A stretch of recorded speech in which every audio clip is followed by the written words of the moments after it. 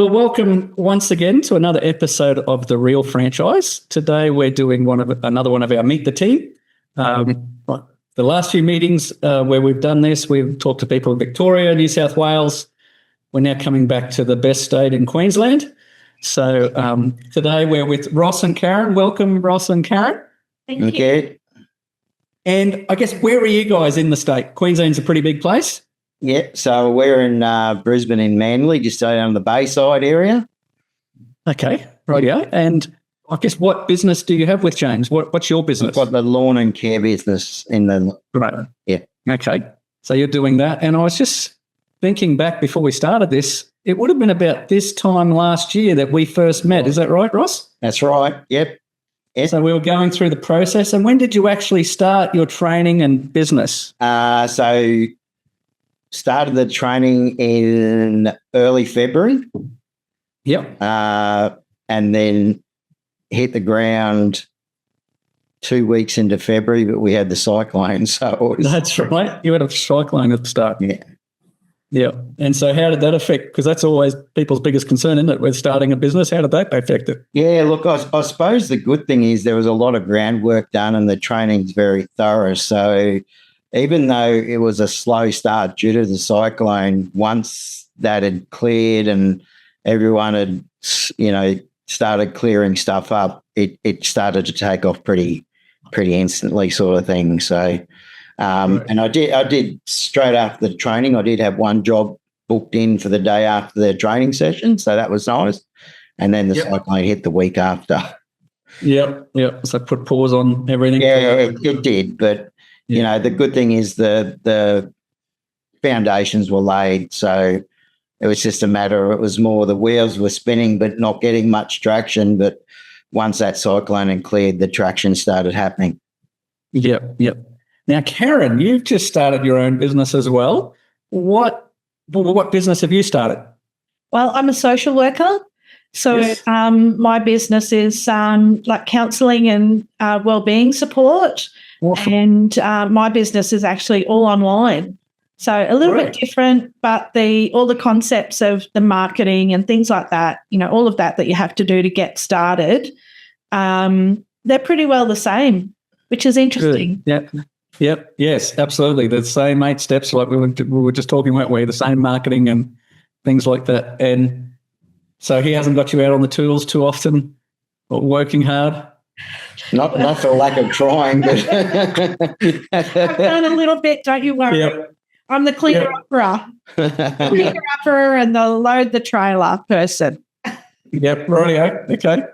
And Ross, so you're the main one running the business. What was it that made you inquire in the first place? What were you doing?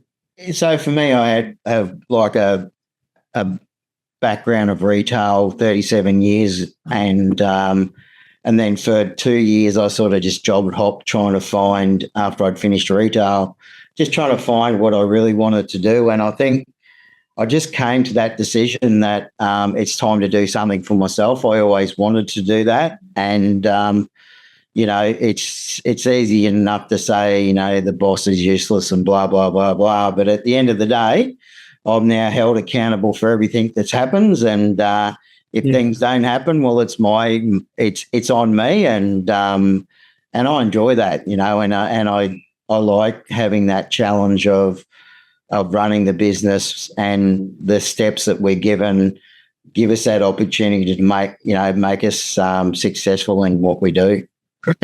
Yeah. Okay. So if you can remember back before you started, what were you sort of most worried about? Was there anything in particular that was really more concerning for you? Look, I think the biggest one was, and a lot of the lawn and garden guys have that concern, is how do we survive winter? Yes. That was probably one of my biggest fears, and I sort of came in just before winter, still summer, so that was probably my biggest one. And then, to be honest, I worked indoors all my life, so to make that change, working outdoors, what's that look like, sort of thing. So that was probably another little concern I had in the back of the head. But look, you just adjust and adapt. And I'll be honest, days like today, it was a tough one, when it's hot out there and the humidity's high. But you just got to learn to pace yourself properly and just keep yourself hydrated and look after yourself.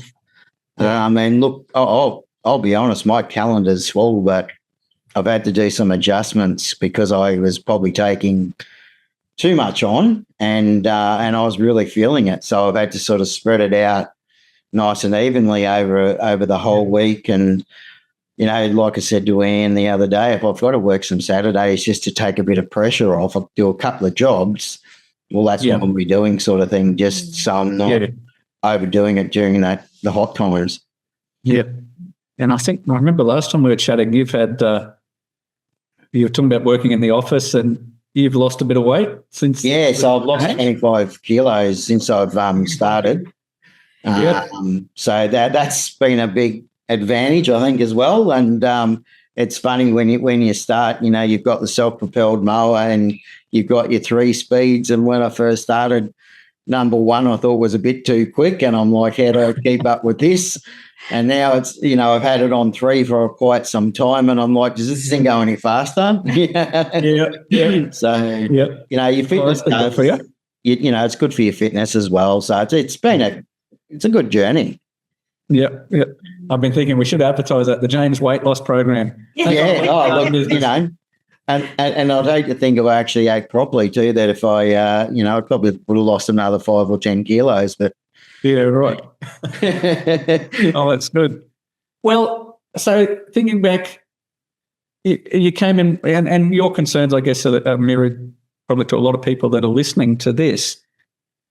How did it actually go for you once you got started? You're concerned about winter. You've just come through your first winter. So you were 10 months in, is that right, roughly? Yeah, that's right, 10 months. That's right. So winter actually was good for me with the right advertising that we did on Facebook and everything, the tiles that we're given and everything. We just utilised those and got a couple of extra tiles made up to put onto Facebook. And it actually had some of my biggest weeks in winter. Yeah, right. Yeah. So we did some big garden cleanups and that was really good. People were wanting their gardens cleaned up during that period of time. And I just found that a lot of the guys around my area, the other, lawn and care guys, not the James, but any independents, and they didn't want to do that sort of work. They were still chasing the mowing, and I managed to pick up a lot of that work. So it's just a matter of putting yourself out there, and it's like the whole thing. Just jump outside your comfort zone and just do it. Yep.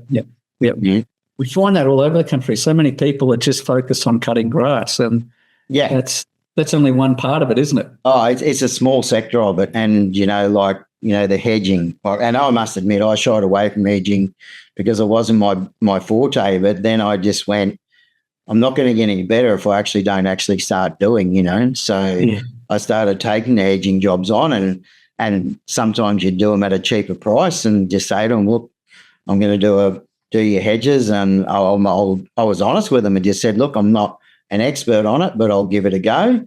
And they were always happy with it. And it might have taken me a little bit longer than normal, but now I'm not afraid to do hedges. It's like I said, just push outside that comfort zone. And I think this whole journey is about that. So you've got to be prepared to get uncomfortable. Yes, absolutely. To do different things. Yep. Now, Karen, I'll throw a difficult question at you. This could hopefully not get anyone in trouble, but have you observed any changes in Ross from this time last year to now? Absolutely. He's much more relaxed. He's happy, really happy in himself. And my background is all in well-being, so I'm really about that. And that's why I did encourage him to give it a go. I just see that, he's much more relaxed. We've got a little camper that we try to get away in every 2 to 3 weeks, and we haven't we can't at the minute because he's so busy, but generally we do. So it's about lifestyle and, watching Ross achieve what he really has set out to do. He had this dream so long ago, just had to find the right thing. And I think for him, James is just a really good fit. Great. Oh, that's awesome. Awesome. Actually, Ross, I had someone throw a question at me the other day, almost sarcastically. Could you really replace your salary in a business like this? What would you say to that question if it was thrown at you? Easily. Yeah. And look, as much as money is great, my focus is different. Like mine's lifestyle and having a better lifestyle. I mean, and look, I still earn okay money. I'm happy with what I earn, but I don't kill myself to earn, get what I earn, sort of thing. So I don't have to work 60 hours. Yeah, exactly. You can still earn a really good salary easily, no problem at all. I suppose for me, I just wish I was probably 20 years younger because you could just you could just make an absolute monster out of it, especially this time. Yes. Yeah. We see that we just had one of our big businesses. A young guy bought it, and it's a big business with quite a few staff, and it's instantly just gone up a whole nother gear because he's just so highly motivated and 20, 30 years younger than me, sort of thing. So he's really highly driven. Yeah. And I think it's about the body. Sometimes that saying the flesh is weak. The mind's willing, but the flesh is weak. Yes. So if as you age, obviously you can might need to modify what your business hours look like. But that's the beauty of having your own business. Yeah. Do that. Yeah. It is true. And it's something that I think people don't realise just how physically demanding. Yeah. Even our cleaning businesses, we're talking about lawn and garden today, but both, I think, you've got to be physically, if you're not physically fit, and Ross, I guess you would openly agree probably before you weren't, but you very quickly have got fit. Yeah. I mean, like I said, you look at your jobs now to when I first started, some of the early ones, and I still remember the first one that I quoted on, and I said, that's going to take me 2 hours. And the lady's like, and I gave her a price, and she went, yeah, no problem. Well, I can do that in an hour now. Yeah. And like I said, I just went, oh, gee, that's a big job. Well, that's going to take me, that's in my head thinking that,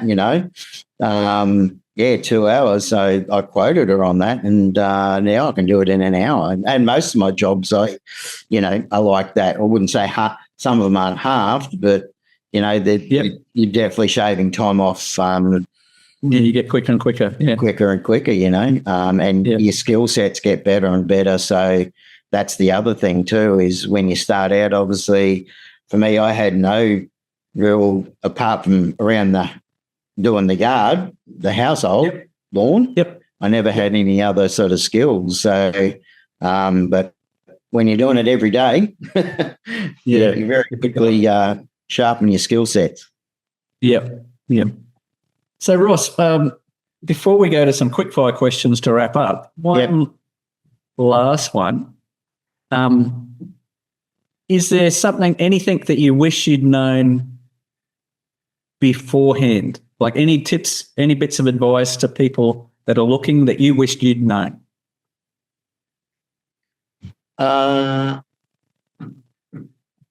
Not overly. Like I said, I think the biggest thing that you have to be prepared to do is to be get out of your comfort zone, and I think that's the biggest thing. And I mean, like doing the training and everything, like the biggest thing I really probably struggled with was the knock and drop. Yes, because I sort of had that mentality. I'm not a door salesman. I don't need to go and sell. But you know, and Ian could see that I was struggling with it. So he's restructured it, rewired my brain and gone, you're not actually selling products or anything like that. Well, in a sense you are, but he rewired my mindset. And it's now, like he said, you're just telling people about your business and what you can, help them with. Yeah. And once I sort of changed it and came to that mindset, it was no problem. Yeah. So, I that was probably my biggest thing that I went, oh, gee, that's not for me. I'm not knocking on people's doors. Yeah. But I haven't got that issue now. I'm happy to go out and do the one up, five down, five up, across the road, and do that sort of thing. Like it's just second nature now. But that was my biggest battle, was that one. I just didn't want to go knock on people's doors. Yeah. So Ian's your business coach. Yeah. Like how often would you meet with him, and how have you found having a business coach? So probably the first 12 weeks we were doing weekly. Probably even longer than that we were doing weekly for, but now we're on fortnightly. We do a fortnightly catch up. Yep. And it's normally for at least an hour sort of thing.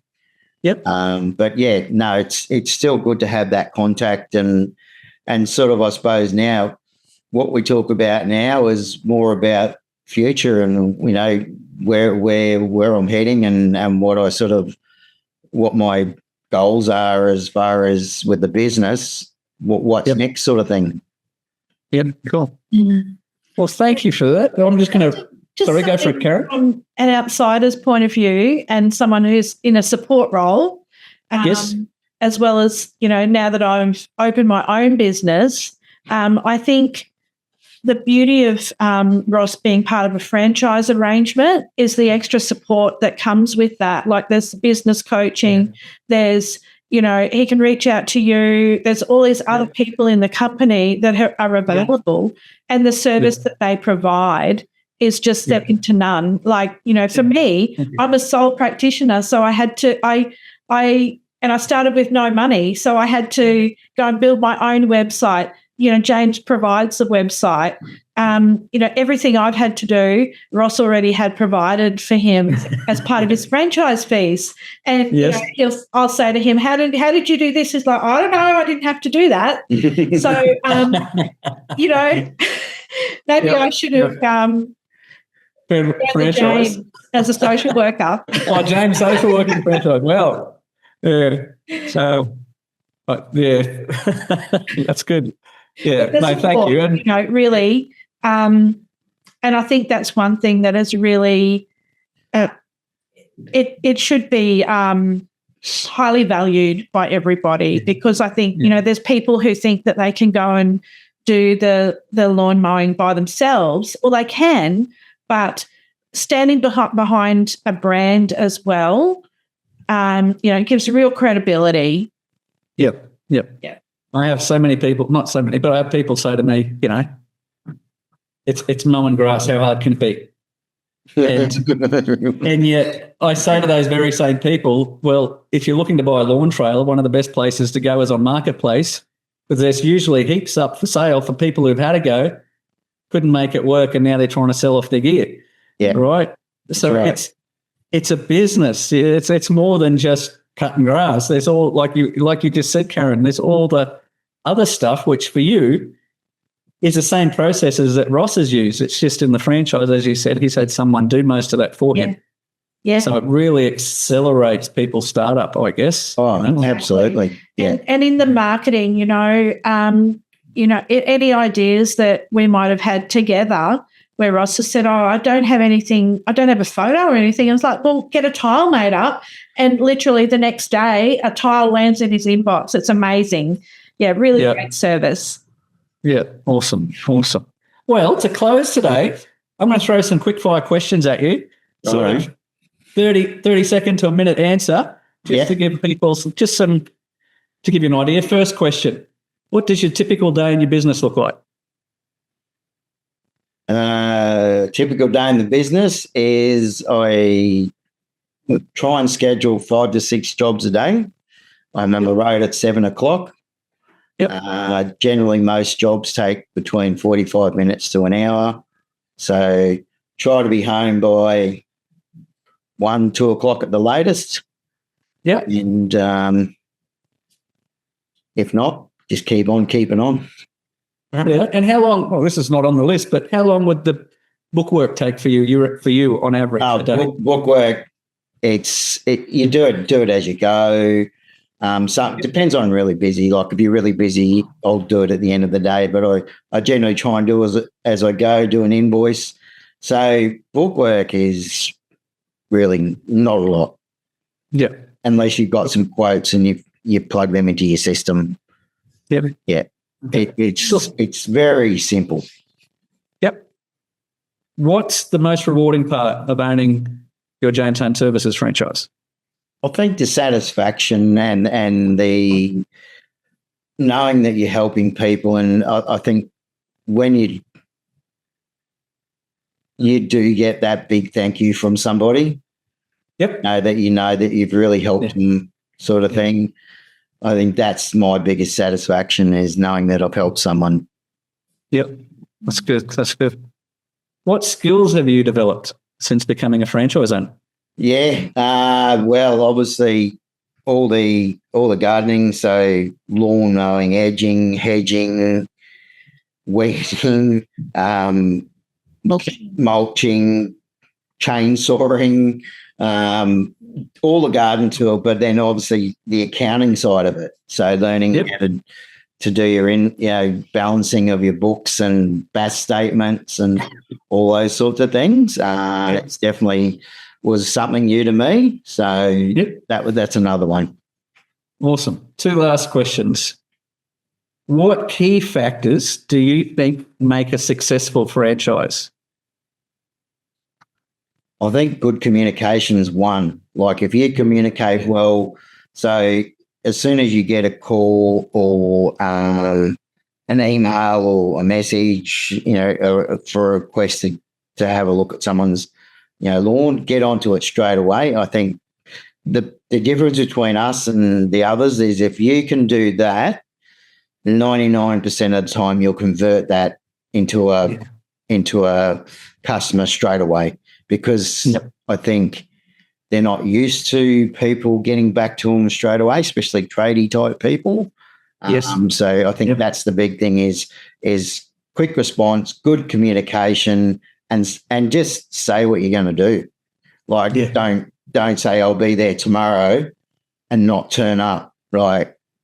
Yep. If you're going to be somewhere, be there. Yep. So true. One last question. What advice would you give someone considering buying a franchise?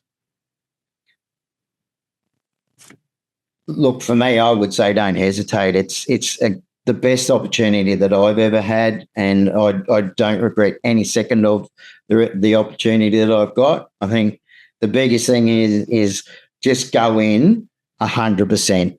Don't be half baked about it. Yep. Just commit and just go in 100%.